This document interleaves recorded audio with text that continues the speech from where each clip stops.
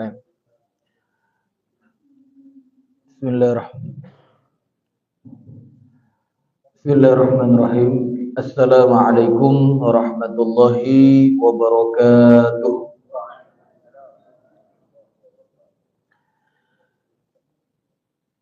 Innal hamdalillah nahmaduhu wa nasta'inuhu wa nastaghfiruh wa na'udzu billahi min shururi anfusina wa sayyiati a'malina. Man yahdihillahu fala mudilla lahu wa man yudlil fala hadiya lahu. Asyhadu an la ilaha illallah wahdahu la syarika lah wa asyhadu anna Muhammadan abduhu wa rasuluh. Allahumma fassalli wa sallim ala hadzal nabiyil karim wa ala alihi wa ashabihi wa man da'a bi da'watihi wa man ittaba'a sunnatahu ila yaumiddin. Amma ba'du. Jamaah salat subuh Masjid Al-Muhajirin yang senantiasa dirahmati dan diberkahi oleh Allah Subhanahu wa taala. Kita bersyukur kepada Allah masih diberikan kesempatan, masih diberikan kemudahan oleh Allah Subhanahu wa taala untuk beramal soleh. Mudah-mudahan semua amal soleh yang telah kita kerjakan maupun yang saat ini sedang kita jalankan semuanya diterima dan juga diridhoi oleh Allah Subhanahu wa taala. Amin ya rabbal alamin. Bapak Ibu dirahmati Allah, pada pertemuan yang lalu belum lama ya, kita membahas tentang adabul jihad ya, dalam perspektif Al-Quran dan Sunnah Nabi Muhammad SAW. Yang dalam pertemuan yang lalu kita sudah sampaikan ya, adabul jihad yang pertama, Pak ya. Adabul jihad yang pertama yang kita sudah sampaikan apa, Pak? Yang pertama itu adalah niat yang tulus dan ikhlas, Pak ya. Jadi niat yang tulus dan ikhlas itu adab yang pertama di dalam jihad di jalan Allah Subhanahu wa taala. Kapan dianggap niat ya tulus dan ikhlas? Yang pertama kita simpulkan dari dalil-dalil yang ada baik Al-Quran maupun Sunnah ya, ketika jihad itu untuk meninggikan kalimat Allah ya, untuk mengagungkan ya agama Allah dan juga untuk meraih pahala jihad ya, dan juga untuk mencari syahadah, untuk mencari mati syahid. Nah, jadi kalau empat ini ada pada orang yang berperang di jalan Allah, maka berarti niatnya tulus, niatnya ikhlas.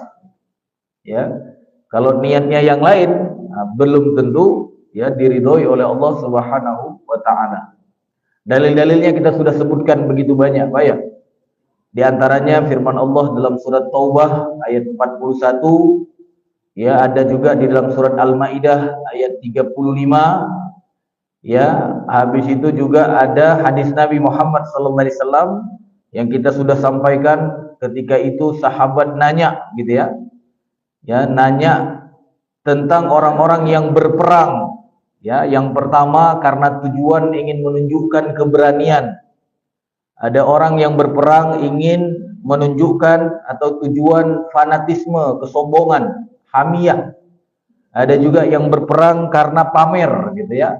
Maka kemudian ditanya oleh sahabat tersebut, siapa yang di jalan Allah? Maka dijawab oleh Rasulullah SAW, man qatala litakuna kalimatullah al-ulya fahuwa fi sabilillah.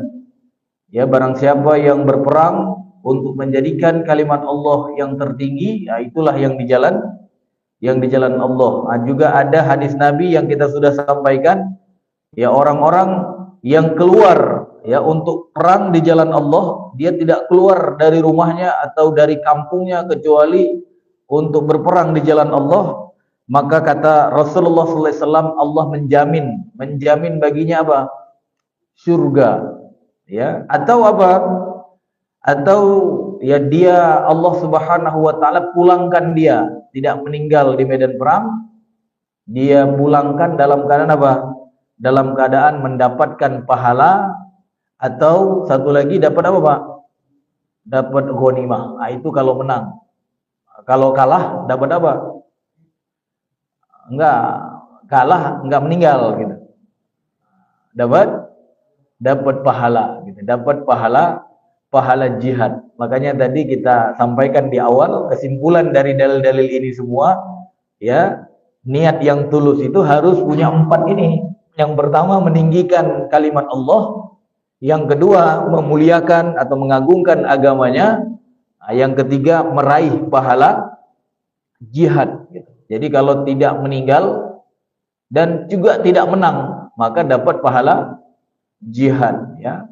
Atau yang keempat adalah mencari syahadah. Nah, kalau misalkan syahid berarti ya pasti kalau niatnya lulus dapat surga karena dijamin oleh Rasulullah SAW, ya, yang itu adalah jaminan dari Allah. Orang yang keluar dari rumahnya untuk berjihad di jalan Allah akan dimasukkan ke dalam surga. Baik, yang kedua, adab yang sudah kita sampaikan adalah meminta izin kepada kedua orang tua sebelum berangkat berjihad.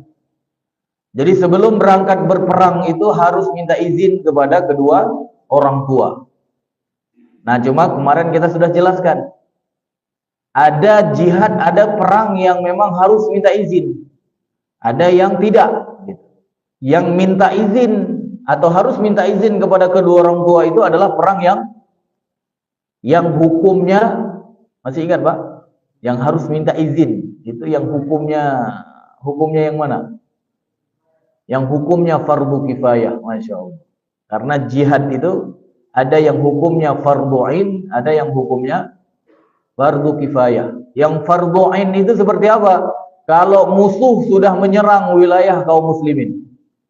Kalau musuh sudah menyerang wilayah kaum muslimin, maka fardu ain, artinya wajib untuk setiap muslim. Untuk setiap muslim wajib memerangi musuh tersebut. Maka tidak perlu lagi anak kita minta izin, Pak. Pak, boleh enggak aku ikut menyerang musuh? Karena musuh sudah nyerang, orang kafir sudah nyerang. Nah, itu anak kita berarti belum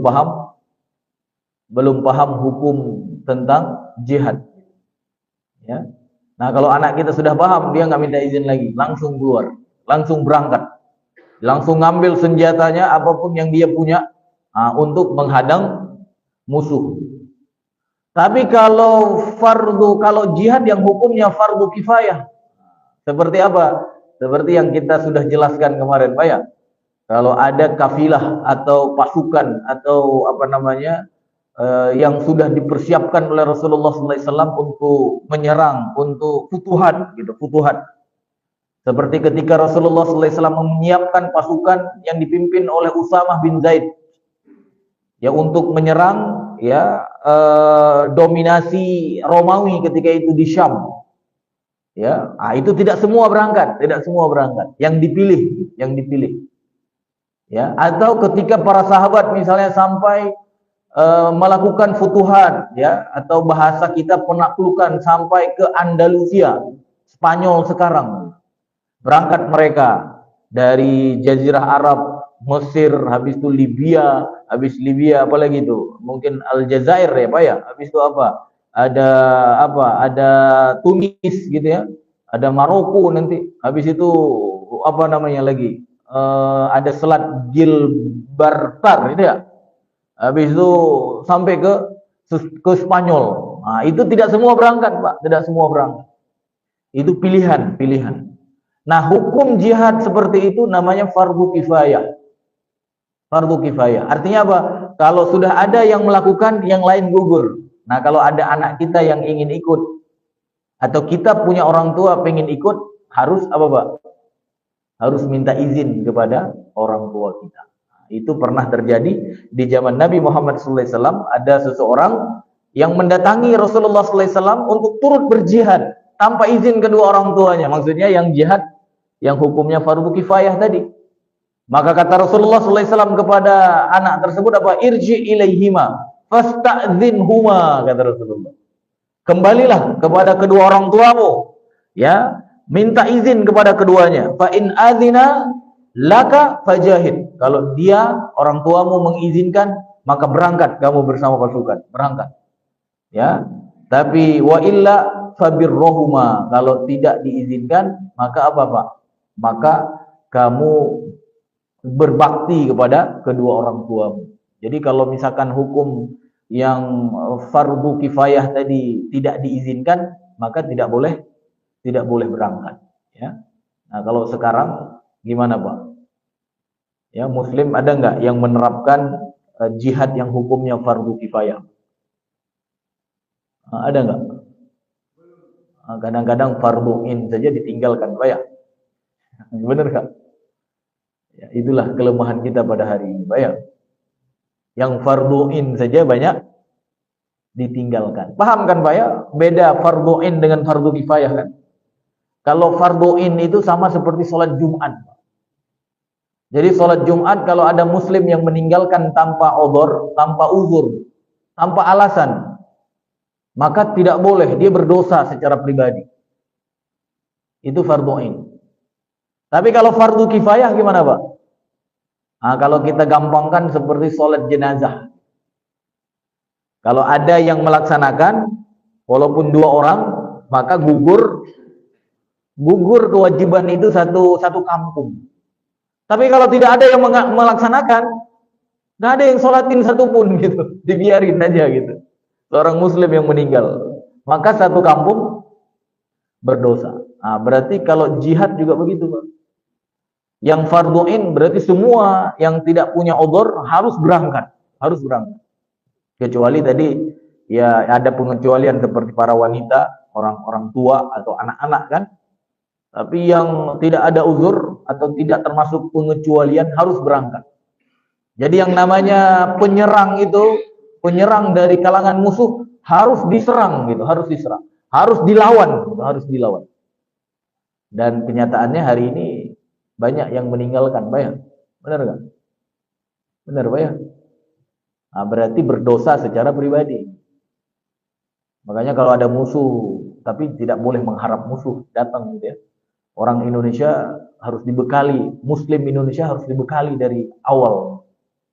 Jangan sampai pas musuh nyerang gitu ya. Musuhnya jadi nyaman duluan gitu. Ya, kalau sudah nyaman duluan, ya seperti dulu, Pak, ya. 350 tahun nggak keluar-keluar. Ya, itu kalau sudah nyaman duluan. Tapi kalau dari awal sudah di apa namanya, Pak? Dihantam gitu, dihantam dari awal tidak dibuat nyaman, maka musuh akan mikir, Pak, kalau untuk lama-lama ya, untuk lama-lama di wilayah kaum muslimin. Nah, tapi yang kedua, yang satu lagi ini fardu kifayah. Kalau tidak dilaksanakan maka semuanya berdosa, Pak. Dan hari ini ya kalau fardu in saja banyak yang meninggalkan, fardu kifayah apalagi, Pak, ya. Harusnya memang ada. Ya seperti yang kita sebutkan dulu. Kita sebutkan kemarin seperti Amerika misalnya. Amerika itu punya divisi apa kemarin? Masih ingat nggak, Pak? Department of War. Amerika punya Department of War. Nah, kalau Islam, bahasa Islam itu Department of War itu Department of Jihad, Pak. Cuma kita meninggalkan syariat yang sudah disyariatkan oleh Allah dan Rasulnya. Secretary of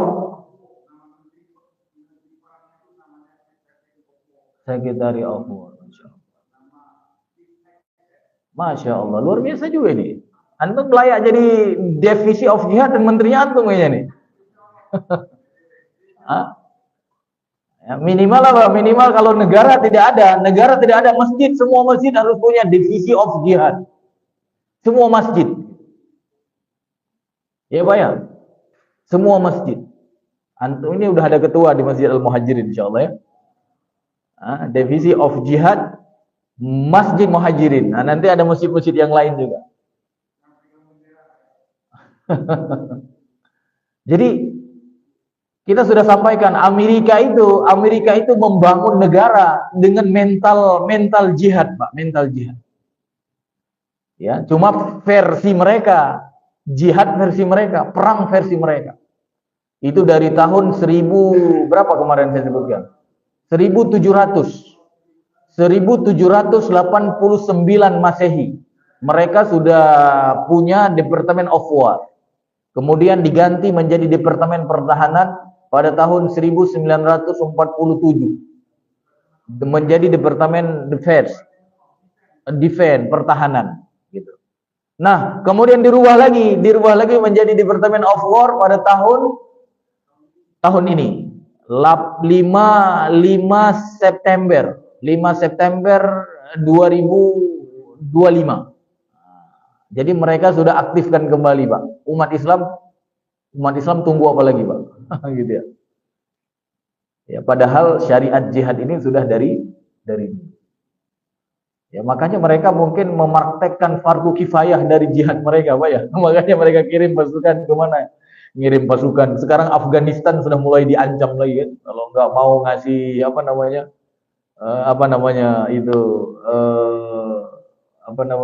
pangkalan militer ya.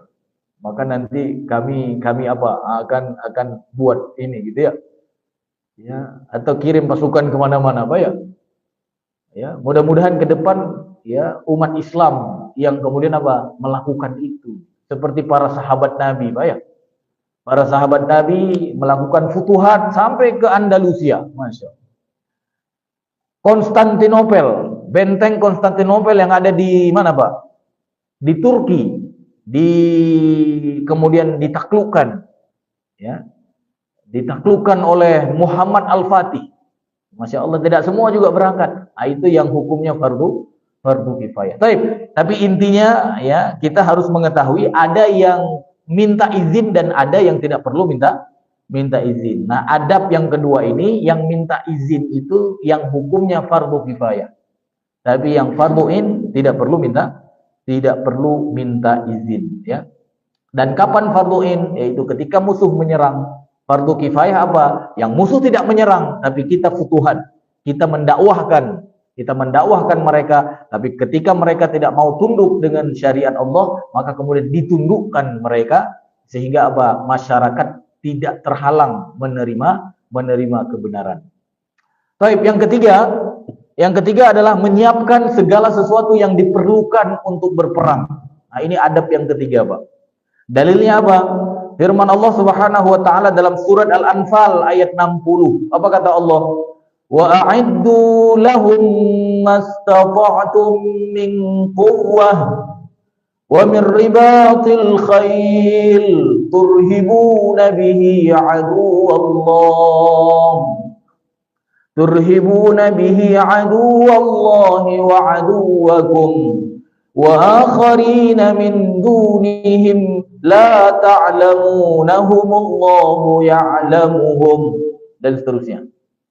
Jadi Allah Subhanahu wa taala berfirman dalam surat Al-Anfal ayat 60, persiapkanlah untuk menghadapi mereka. Nah, siapa mereka maksudnya? Musuh-musuh Allah. Ya.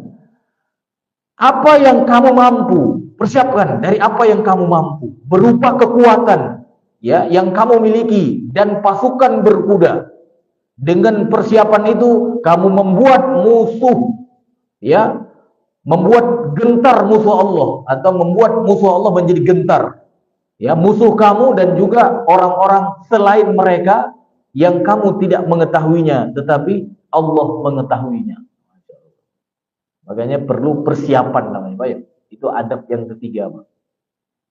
Ya, dan untuk memulai persiapan berarti harus sudah mulai ada apa, Pak, tadi? Ada divisi khusus, berarti, Pak ya? Karena kalau belum ada divisi khusus, ya nanti persiapannya tidak terorganisir namanya. Ya, seperti Amerika sekarang sudah menghidupkan lagi divisi of war-nya, berarti apa? Dia sudah melakukan lagi persiapan-persiapan itu. Ya, bahkan di depan menteri tadi apa? Ya, Secretary of War itu kemudian dia langsung ceramah di hadapan jenderal-jenderalnya dia ceramah, dia kasih pembekalan, Pak, dikasih pembekalan. Ya, kalau kita kayaknya belum ada yang kasih pembekalan, Pak ya. Belum ada, Pak ya. Ya, makanya harus ada apa, Pak? Harus ada divisi di setiap masjid dan kemudian apa? Kasih pembekalan. Yang minimal apa? Adab-adab tentang jihad, Pak ya. Sehingga apa? Nanti berjihadnya tidak salah. Insyaallah, Pak ya.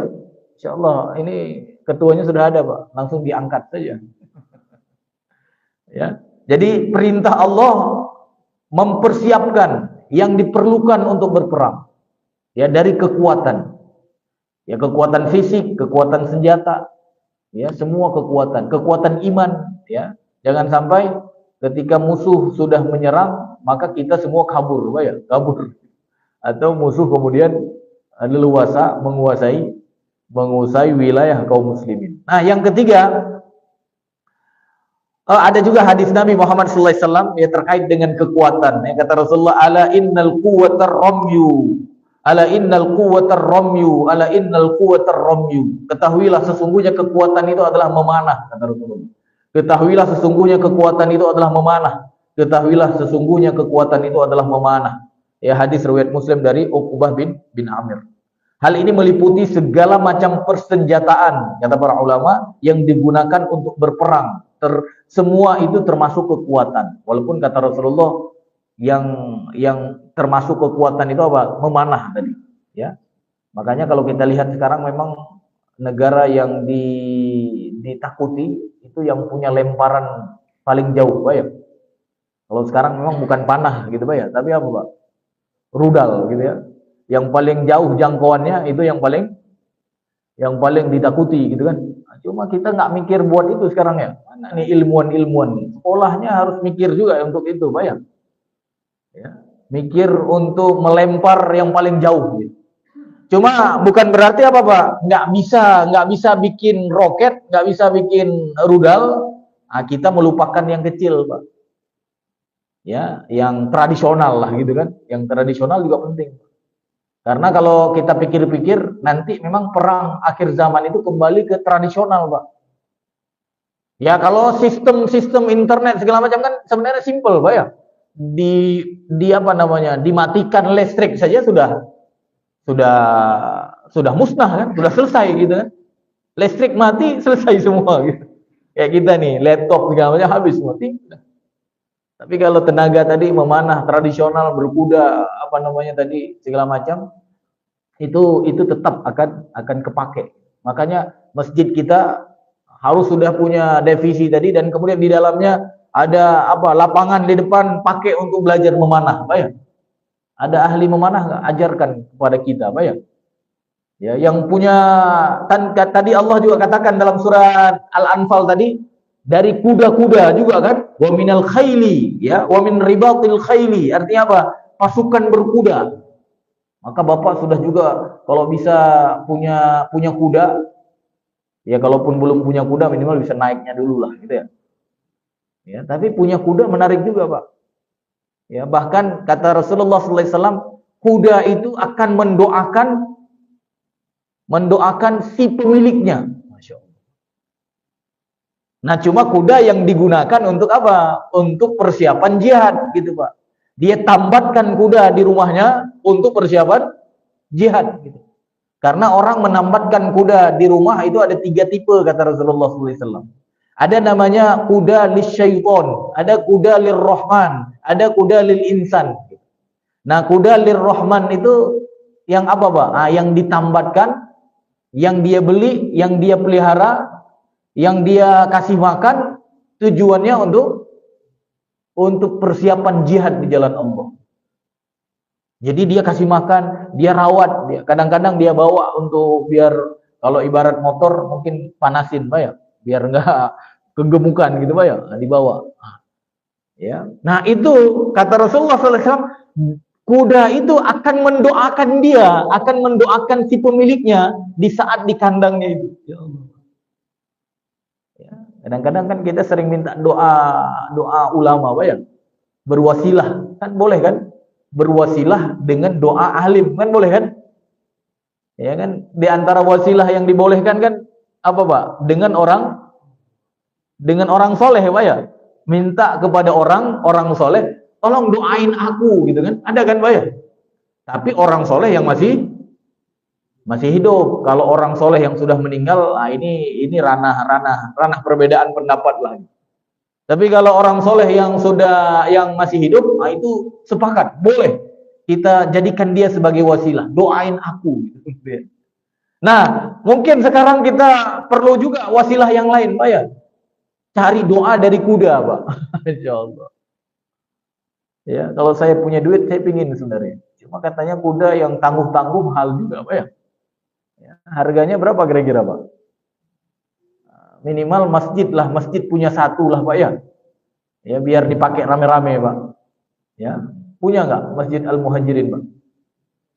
Hah? Belum, Pak ya. Di mana taruhnya? Kita pikirlah sama-sama. Pokoknya ada satu yang tujuannya untuk apa, Pak? Untuk ya berlatih, untuk berlatih. Ya, itu nanti berarti di bawah divisi apa tadi? Divisi of jihad. Ya, nanti udah dikelola beliau lah nanti ya. Jadi penting itu, penting, Pak. Enggak, maksudnya nanti apa namanya ada penanggung jawab lah, ya. Ya. Bahkan masya Allah, Pak, masya Allah, rumput yang Bapak beri, makanan yang Bapak beri kepada kuda itu, kata Rasulullah adalah sedekah, Pak, sedekah. Masya Allah, itu sedekah. Ya, kadang-kadang itulah. Kadang-kadang saya berpikir kalau didoain orang, kadang-kadang kok banyak yang nggak makbul ya. Perlu juga kadang-kadang kita didoain sama kuda kali, Pak ya. Kadang-kadang jangan-jangan makbul gitu ya. Ya, makanya penting, Pak, penting ya. Nah, ada kuda lil insan, ada kuda yang untuk manusia. Kuda untuk manusia itu apa? Yang dipakai oleh manusia untuk cari duit lah. Delman gitu, Pak ya. Atau foto-foto, pokoknya yang cari untuk cari duit. Nah, itu namanya kuda lil insan. Ada kuda lisyaiton. Nah, kata Rasul ada kuda lisyaiton. Nah, kalau kuda lisyaiton itu seperti apa? Ada orang beli kuda cuma untuk apa, Pak? Gaya-gayaan lah, pamer gitu, pelihara, sisir rambutnya, dimandiin, pokoknya pamer-pamer saja. Nah, itu namanya kuda untuk syaiton, Pak. Nah, itu yang begitu tidak bagus, tidak bagus. Itu namanya rugi, Pak. Rugi apa? Rugi duit, rugi perawatan. Tapi kalau tadi dipakai untuk persiapan jihad di jalan Allah, untungnya banyak. Yang kita beri jadi sedekah, habis itu apa? Ada apa namanya itu? Balasannya apa? Ada balasan dari kuda apa tidak, Pak? Kita didoakan oleh kuda. Masya Allah, Pak ya. Makanya mudah-mudahan kita termasuk yang sudah mulai melakukan persiapan, Pak ya. Ya. Jadi persiapan diantaranya apa? Ya kuda. Habis itu apa lagi, Pak? Ya, kalau hadis tadi kata Rasulullah kekuatan itu adalah memanah, lemparan. Ya sudah mulai, Pak, sudah mulai. Ya. Kalau bisa buat rudal, bagus buat rudal. Tapi kayaknya kalau buat rudal belum mampu, Pak ya. Biar kampus-kampus Islam nanti, kampus-kampus Islam. Masya Allah. Tapi belum mulai kita lagi, Pak ya. Belum mulai kita lagi. Ya Allah. Padahal tadi Amerika sudah dari tahun 1789.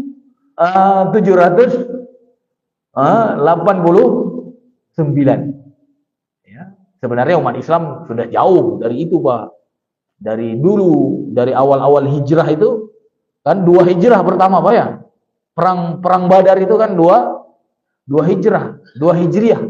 Itu sudah ada, sudah aktif itu, sudah diizinkan untuk berjihad di jalan Allah, tapi kemudian hari ini dimatikan, dihilangkan. Makanya umat Islam itu menjadi umat yang terhina, kata Rasulullah. Kan ada hadisnya kan, idza tabaya'tum bil 'ainah wa akhadhtum bi aznabal baqar, kata Rasulullah. wa raditum bizzar'i wa taraktumul jihad. Ya, maka kata Rasulullah, sallallahu alaikum dhulla hatta ya la yanzi'uhu hatta tarji'u ila dinikum. Kata Rasulullah sallallahu alaihi wasallam, kalau kalian sudah jual beli yang ada ribanya, kalau kalian sudah ridho dengan ternak-ternak kalian, kalau kalian sudah ridho dengan pertanian-pertanian kalian, dan kalian tinggalkan jihad, maka kata Rasulullah sallallahu alaihi wasallam, Allah akan hinakan kalian. Sallallahu alaikum dhulla, akan dibuat hina kalian. Nah, itu Rasulullah yang bilang. Dan itu tidak akan hilang kehinaan itu. La yanzi'u.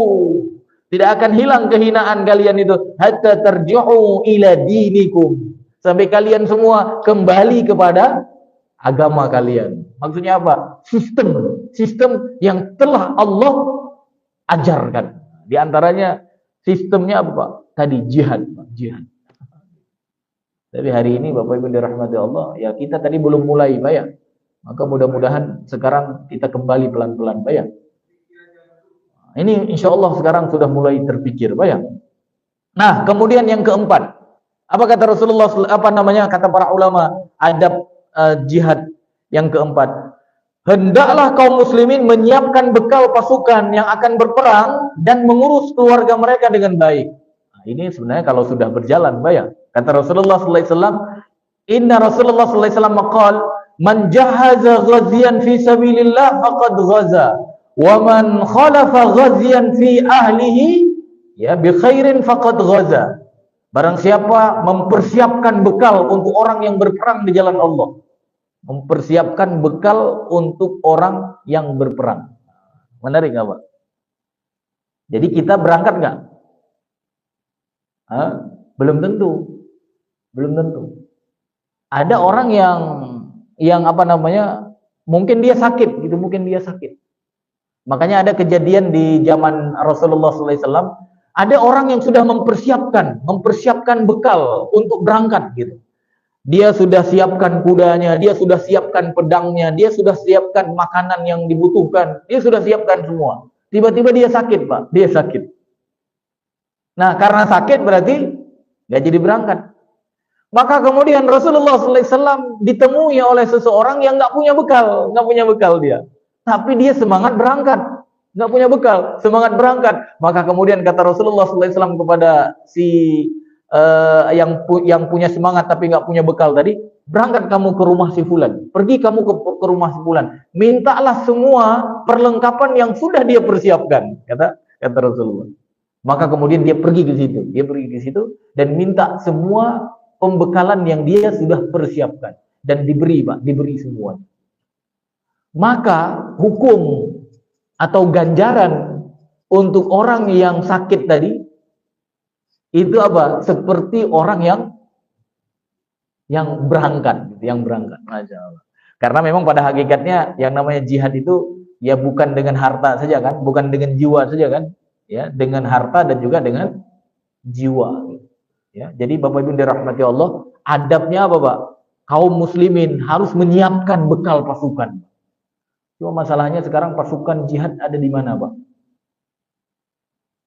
Nah, kalau kita tahu ada pasukan jihad, apalagi seperti saudara kita di Palestina hari ini, mereka melawan siapa namanya, Pak? Melawan Zionis yang jelas-jelas memang menyerang wilayah kaum muslimin. Maka kita harus apa, Pak? Harus menyiapkan bekal untuk mereka. Harus menyiapkan.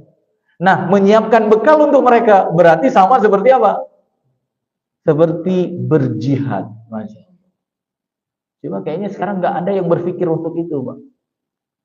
Banyak orang berpikir hari ini, khusus Palestina, dia memikirkan kemanusiaannya saja. Ya, salah nggak? Nggak salah juga. Kemanusiaan, kan? Bantu pengungsi, bantu apa lagi, Pak? Ya, bantu, pokoknya umumnya kan begitu kan? Membantu atas nama kemanusiaan. Tapi pernah nggak kita dengar ada donasi atau penggalangan donasi untuk beli senjata mujahid? Gitu. Ada nggak? Ada nggak? Ada nggak? Kayaknya belum ada ya. Kayaknya ini harus diadakan ini. Kalau kemanusiaan sudah banyak apa ya? Benar nggak? Tapi kalau untuk menggalang seperti ya Allah, seperti dunia barat itu Pak, Amerika kirim senjata ke Israel, Eropa kirim senjata ke Israel, bukan ngirim makanan saja Pak, kirim senjata. Nah ini nih, ya apa menyiapkan bekal pasukan Pak. Jadi Amerika siapkan pasukan IDF kan kalau Zionis Pak ya.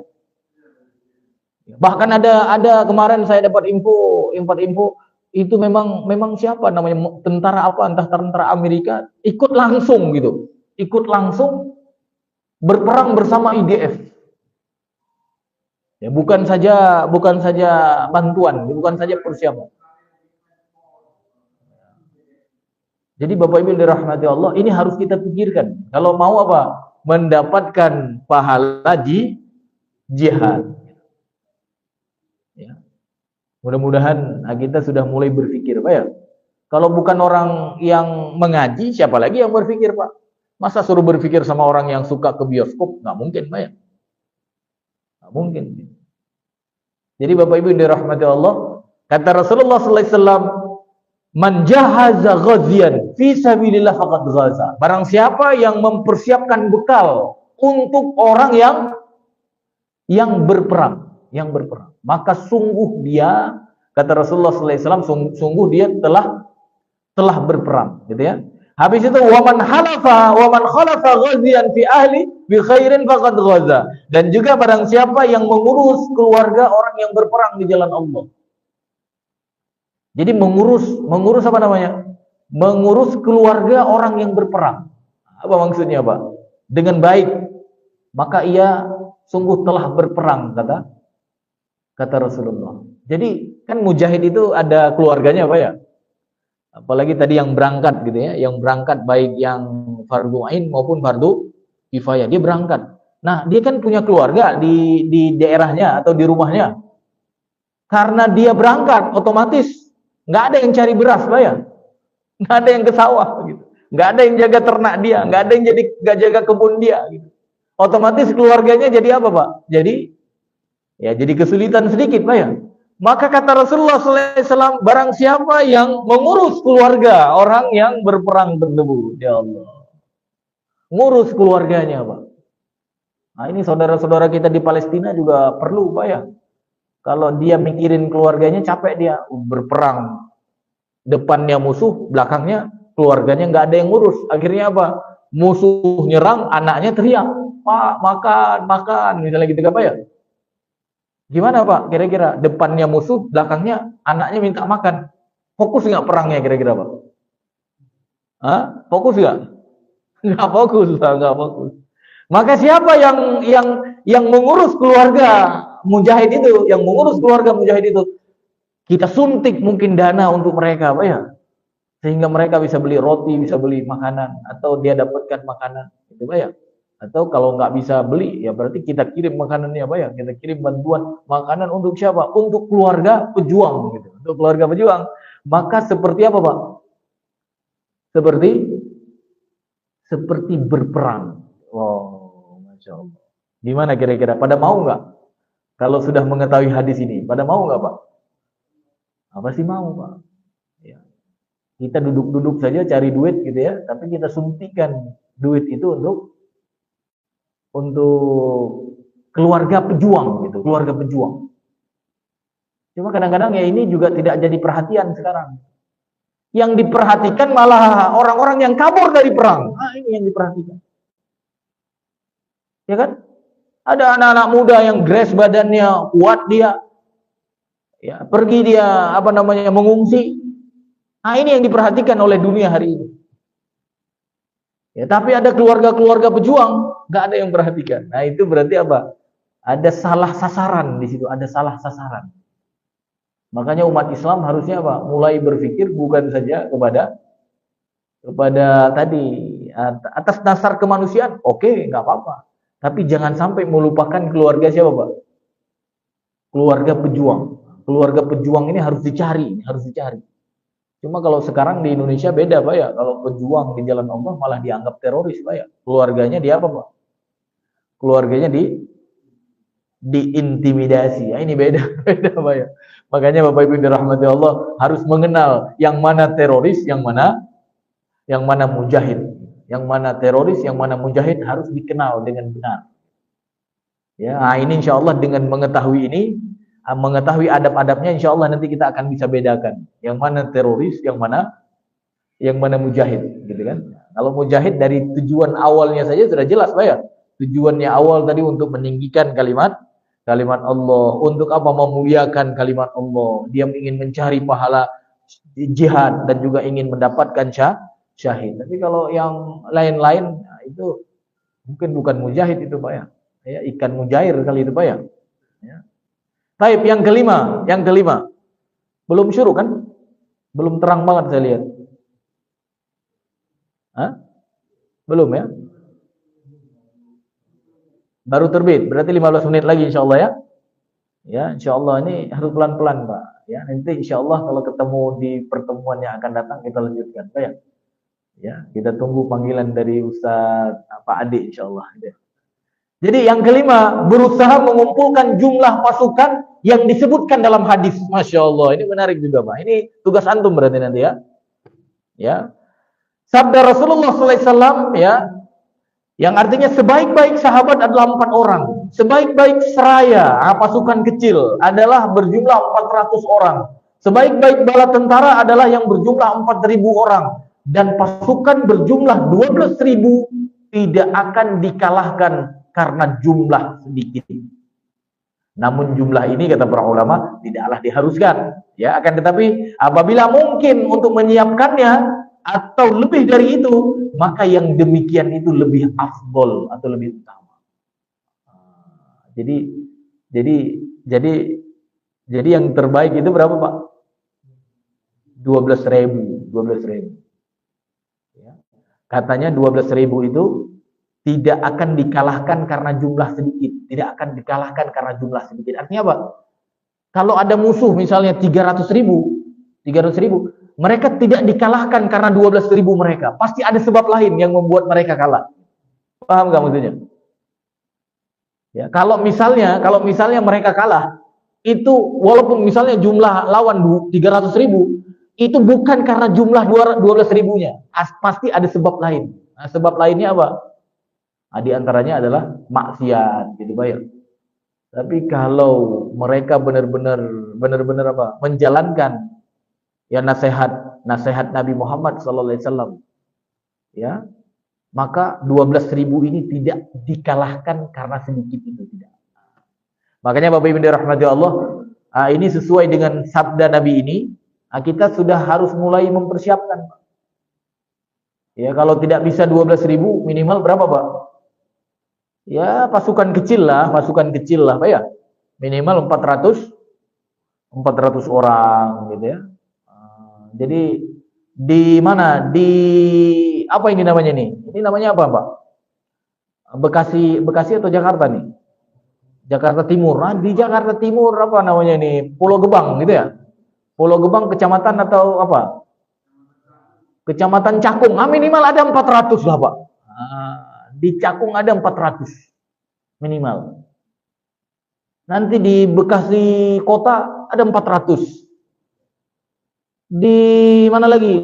Di tetangga kita Cakung apa? Duren Sawit ada 400. Yang kecil-kecil aja dulu, Pak ya. Masya Allah. Kalau jadi, Pak, saya nggak kepikiran gimana umat Islam ini, Pak ya. Ya. 400 dari mana? Ya mungkin dari Masjid Muhajirin. Ya berapa? 50 lah ya. 50 kebanyakan ya. Mungkin 10 juga cukup ya, Mbak ya. Karena satu Cakung itu ada berapa masjid? Ada berapa, Pak? Nggak hafal. Nah, ini apa namanya? Kan ada apa namanya itu? Dewan Masjid Indonesia. Ya, ini ada datanya itu ya. Ya. Nah, coba lihat, Pak. Kira-kira berapa, Pak? 90 satu kelurahan. Dan satu kecamatan tadi berapa kelurahan? Ya Allah, bayangin Pak, ada 100 masjid lah, Pak ya. Berarti 400 orang bagi 100 berapa, Pak? 10. Nah, berarti butuh 10 orang untuk satu masjid. Siap. Ada nggak? Ada nggak? Ada. Nah, tadi itu mulai dari divisi of jihad tadi. Dia pilih, Pak. Dia pilih. Makanya nanti ada adab berikutnya. Adab berikutnya apa, Pak? Adab berikutnya memilih. Nah, memilih. Adab yang keenamnya.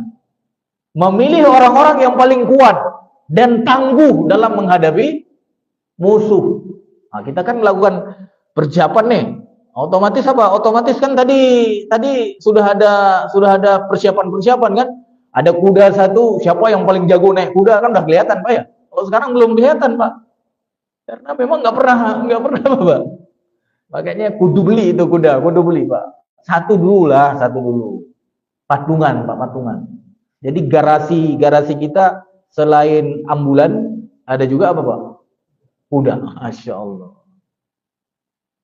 Ya, dan kemudian apa? Ya, sudah jadi nanti pilih orang-orang paling kuat.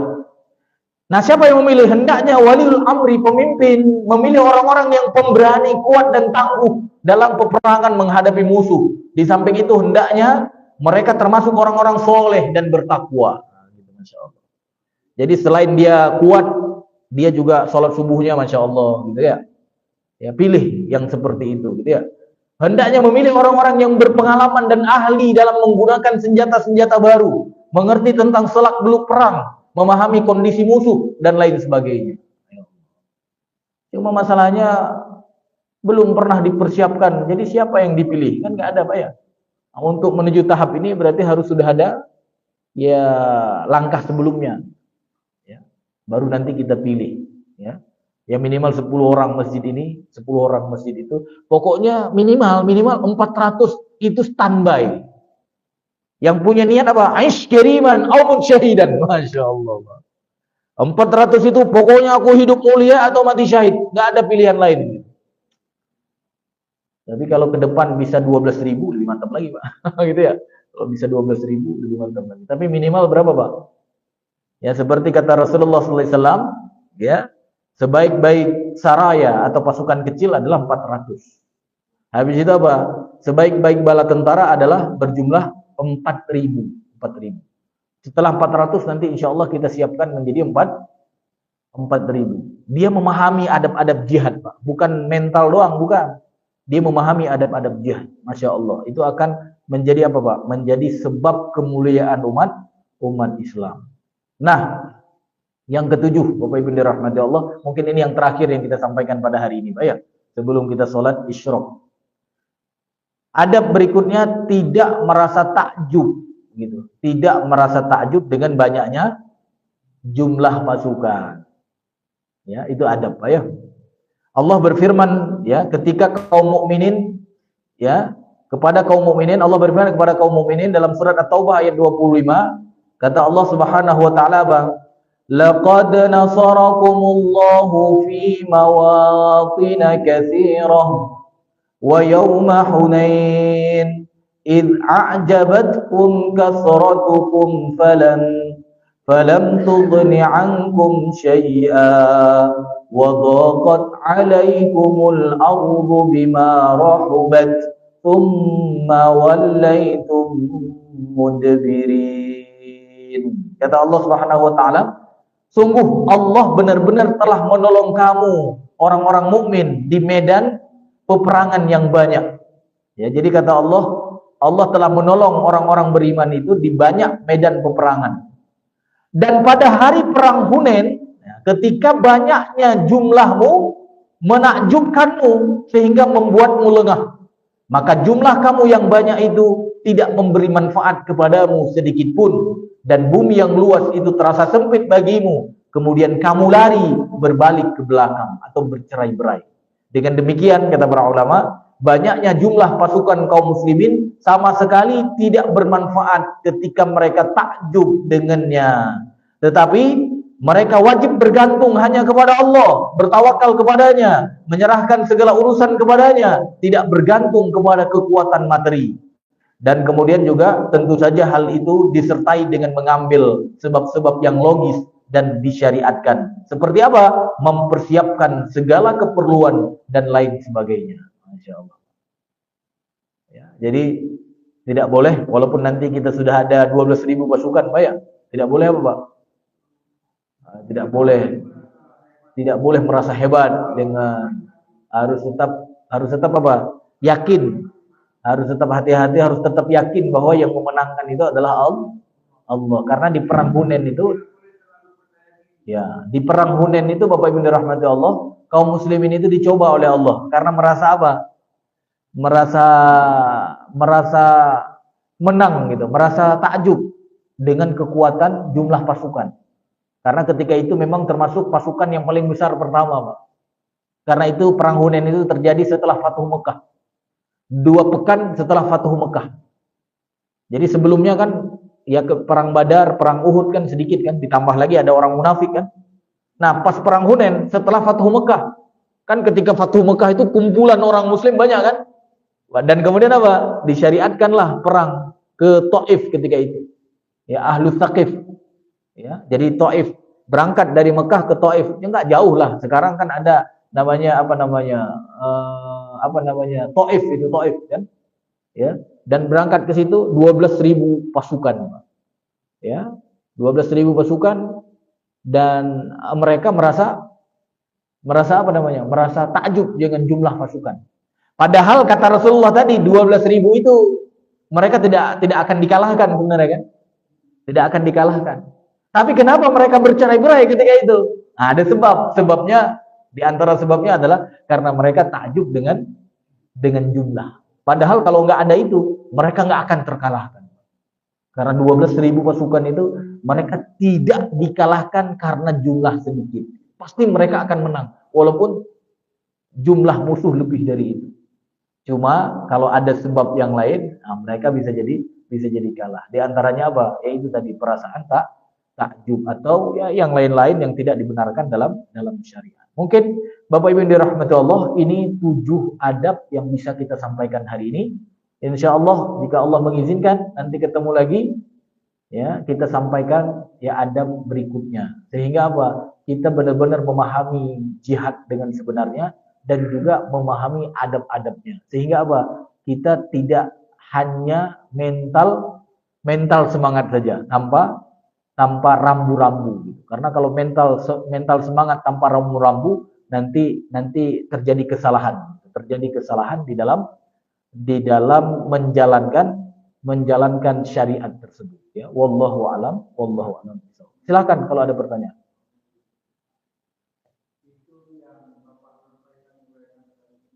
Ya.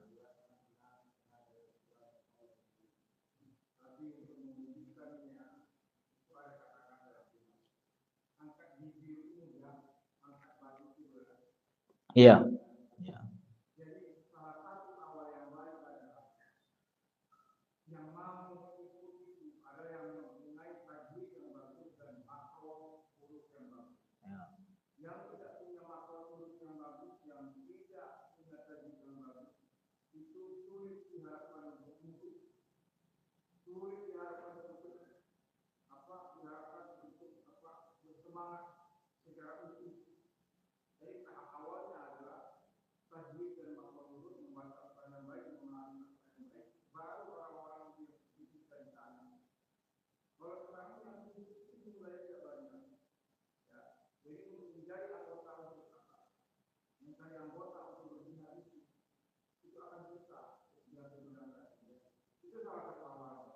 Baik.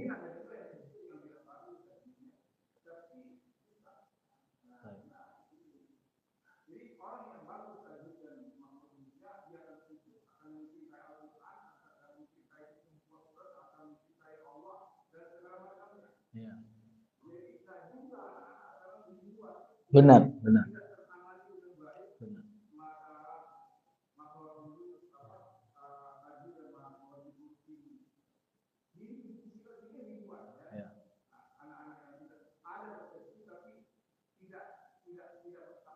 Ya. Baik. Ya. Ya. Baik. Ya. Ya. Ya. Baik. Baik.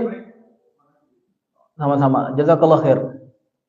Iya, ini terkait dengan komentar antum memang benar ya dalam untuk mencapai yang tinggi harus ada dasar gitu kan. Ya.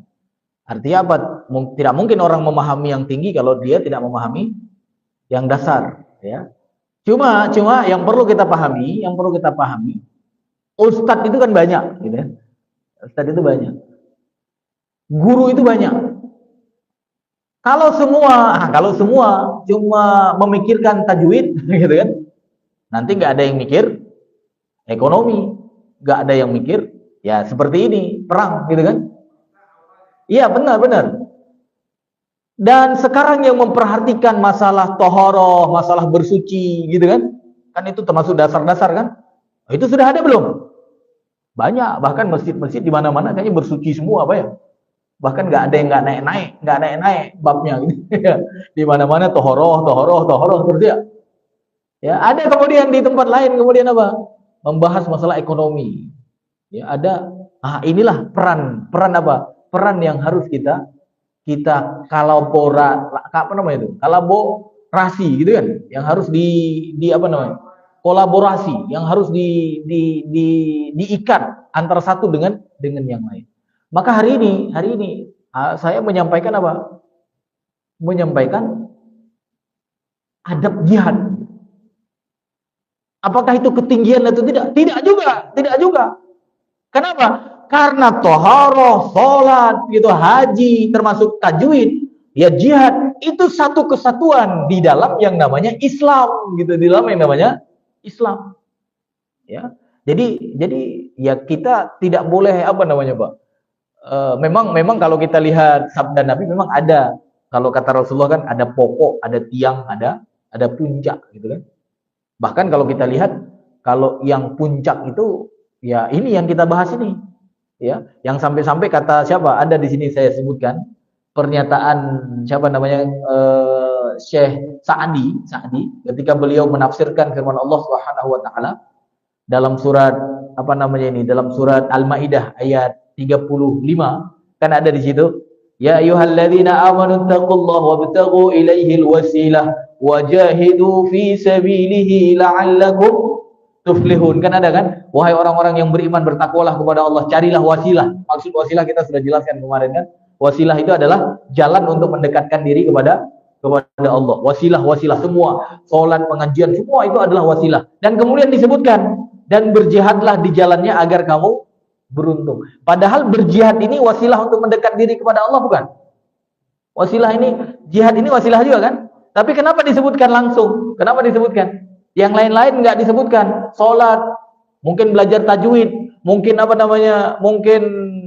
zakat, nggak disebutkan. Yang disebutkan di luar dari makna umum, kan wasilah umum berarti tadi kan?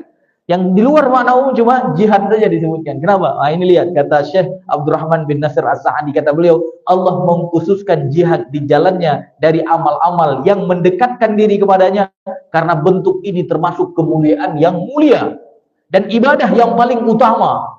Ibadah yang paling utama kata beliau. Juga karena barang siapa yang menunaikannya, maka dia pasti menunaikan yang lain. Pasti dia menunaikan yang lain. Bahkan lebih baik.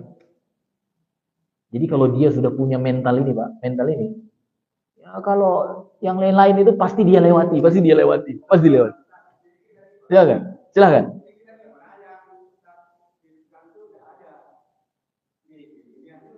Ya. Ya. Ya. Ah. Ya. Dengan ya.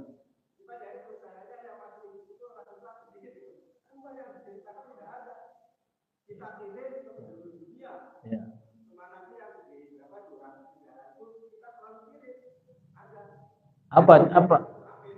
Apa contohnya jihad? Jangan memahami jihad dengan ya. Ya.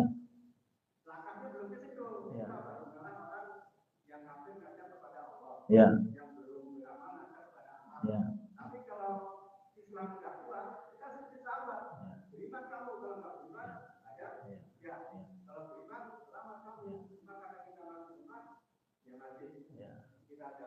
Artinya yang berjihad belum ada.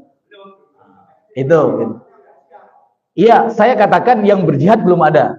Nah, iya, udah selesai. Makanya kita harus memahami jihad dengan makna istilah dalam syar'i. Karena semua istilah dalam syar'i itu ada makna masing-masing. Salat ada maknanya, sedekah ada maknanya, zakat ada maknanya, menuntut ilmu ada maknanya, haji ada maknanya, dakwah ada maknanya, jihad juga ada maknanya. Maka jangan dicampur-campur. Jangan dicampur-campur. Hari ini kita sudah berdakwah, ya. Hari ini kita sudah amal ma'ruf nahi mungkar, ya. Hari ini kita sudah sholat, ya. Hari ini kita sudah haji, ya. Tapi hari ini kita belum. Ya, alasannya apapun. Alasannya apapun. Makanya biar tidak lemah, ketahui. Karena dengan mengetahui, minimal apa? Akan membuat kita punya giroh. Tapi sekarang kan banyak orang ingin menghilangkan ini gitu. Seolah-olah apa? Yang namanya perang di jalan Allah itu nggak ada.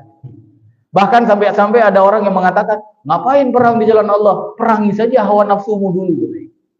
Kan ada kan? Benar kan? Bahkan sampai dikatakan perang hawa nafsu itu perang yang lebih besar dari apa? Dari perang di jalan Allah. Nah, ini harus diteliti, Pak, harus diteliti. Ternyata keterangan itu bukan dari Nabi. Ya. Kan ada yang mengatakan kita baru saja keluar dari perang, katanya. Perang yang apa? Yang besar. Apa namanya? Bukan perang besar. Baru pulang dari perang yang kecil. Gitu. Kita akan masuk kepada perang yang besar atau lebih besar. Apa itu? Memerangi hawa nafsu, jihadun nafs. Itu harus dicek itu. Jangan sampai menamakan sesuatu atas nama Rasulullah, tapi ternyata apa? Itu bukan dari Rasulullah. Itu bukan. Itu bisa melemahkan umat Islam. Tadi umat Islam lemah, iya, tapi jangan kita lemahkan lagi gitu. Kita lemahkan lagi. Tapi apa? Kita kemudian kuatkan. Di antara menguatkannya gimana? Tadi buat divisi, langkah. Sehingga apa? Dengan ada langkah pertama, kita bisa melangkah kedua. Langkah kedua ada, langkah ketiga. Langkah ketiga ada, langkah keempat. Tapi bagaimana mungkin ada langkah kedua, ketiga, keempat, ke-9, ke-10 kalau langkah pertama belum dilakukan. Makanya ini mengetahui adab-adab ini kalau bisa saya katakan adalah langkah pertama untuk mensosialisasikan kembali syariat yang hari ini seolah-olah bukan syariat gitu. Seolah-olah bukan syariat. Padahal Amerika saja, ini kalau kita bicara Amerika saja mereka mengakui yang namanya kekuatan itu adalah menyerang. Yang namanya kekuatan itu adalah menyerang. Dan apa namanya kata antum itu pernah saya dengar kata antum. Jadi pertahanan terbaik itu adalah makanya sahabat dulu dia tidak cukup hanya kemudian melakukan ibadah setelah menguasai Madinah kan? Tapi apa? Ya.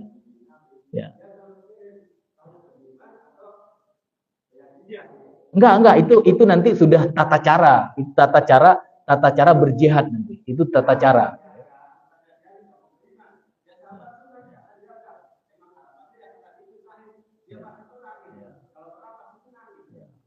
Enggak, saya ingin katakan ada syariat jihad itu ada. Syariat jihad itu ada, yaitu perang di jalan Allah, dan hari ini itu dianggap sebagai apa? Sesuatu yang apa sekarang? Yang asing, yang salah gitu, yang salah. Nah, inilah yang perlu kita kembalikan gitu. Kata beliau tadi, iya kita sadarkan dengan belajar tajwid. Iya, itu juga penting. Karena apa? Ya, silahkan.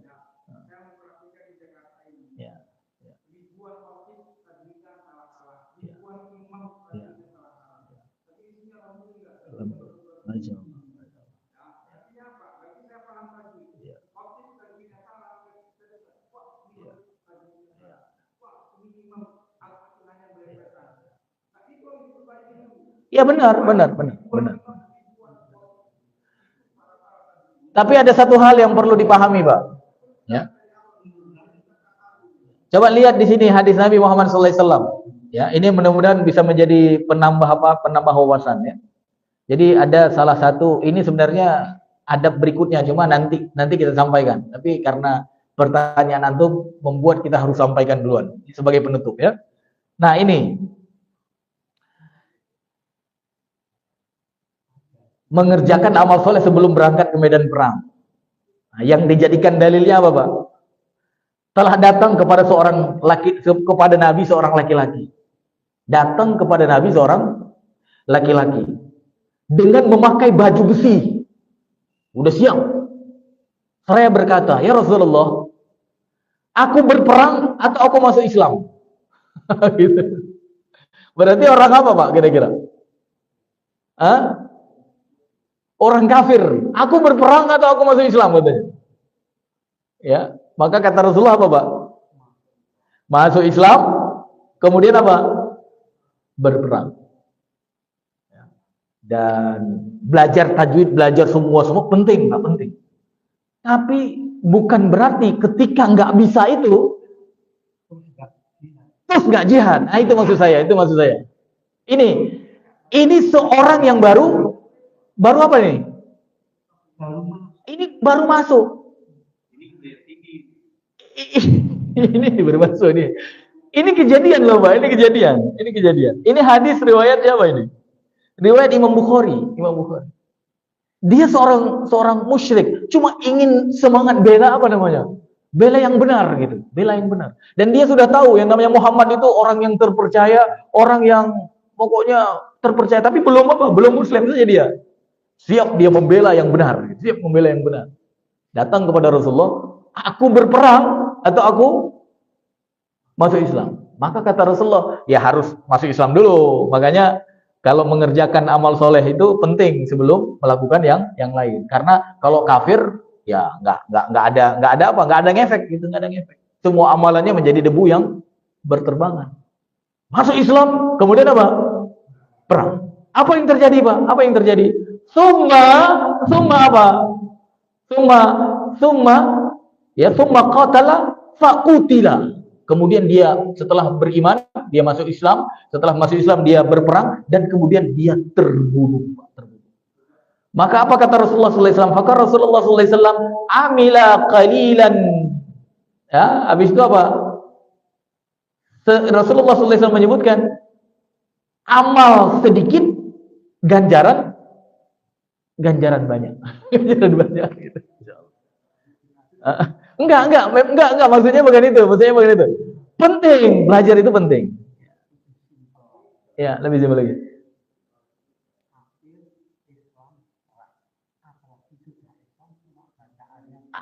Itu. Ya, apalagi itu, ya. Jadi kata beliau menarik juga.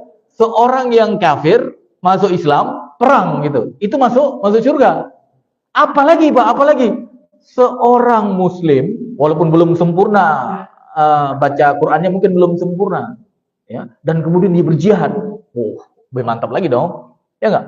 Orang kafir aja tadi belum sempat apa, Pak? Belum sempat sholat, Pak, belum sempat sedekah, Pak, belum sempat apa? Dakwah, belum sempat. Masya Allah, menarik juga, Pak, ya. Belum. Cuma bukan berarti apa, Pak? Bukan berarti kita menafikan yang seperti itu, ya. Wallahu alam. Karena apa? Yang namanya ibadah itu per paket, Pak, ya, per paket. Satu. Nah, sekarang yang tidak kita pedulikan memang jihad, Pak, ya. Makanya umat Islam kata Rasulullah, Pak, terhina. Kapan kita bisa bangkit dari keterhinaan kita? Kalau kita kembali kepada agama kita. Maka siapapun yang berdakwah tidak boleh ya cuma fokus ke satu kemudian meninggalkan yang lain. Wallahu alam bisawab. Jazakallah khair atas pertanyaan antum, jadi kemana-mana ya.